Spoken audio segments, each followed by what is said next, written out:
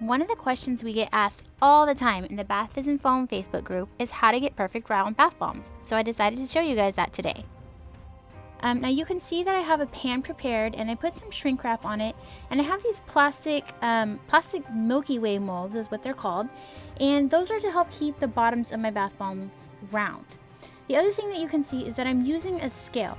A digital scale is going to be really important when it comes to making bath bombs, and I'll go into that in a little bit.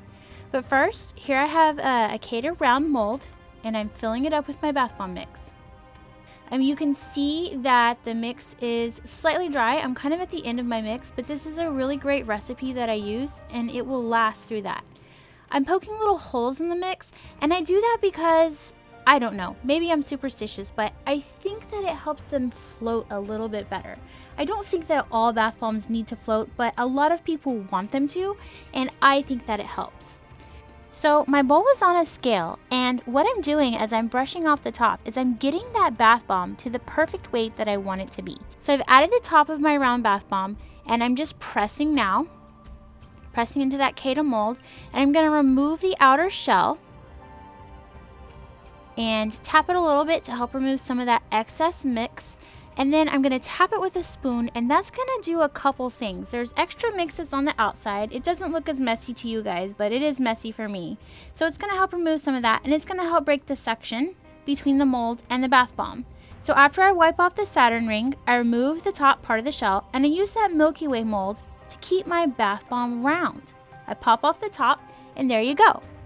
I'll show you a couple more times so you can really get a handle on what I'm doing. I just sped it up because who wants to sit there and watch the whole thing? Okay, so filling the mix, making the little tiny holes, getting the mix to the right weight, to the weight that I'm happy with, and that really depends on how thick you want your Saturn ring to be. I honestly like a pretty thick Saturn ring. I think that it looks better, and it also means that the Saturn ring stays sturdier. When the Saturn ring is really thin, it tends to crumble and break, which can be, just not as attractive looking. All right, and then I'm flipping it out, and there you go. You don't have to use a mold like that. I've seen people use all kinds of things, like cupcake pans with saran wrap over them, apple crates, Christmas ornament holders. I've seen all kinds of things used to keep the bottoms of your bath bombs round, and honestly, I don't mind if they go a little bit flat because they roll around and they can be such a mess when they do that.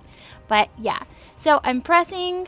I'm going to just press, and as I'm pressing, I'm turning the mold to make sure that I'm kind of pressing evenly all the way around. Then again, removing the outer shell.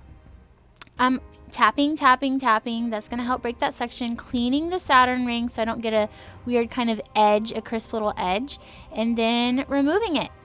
It's pretty simple, and a round bath bomb, I think, is just instantly recognizable as a bath bomb. So it's a great place to start.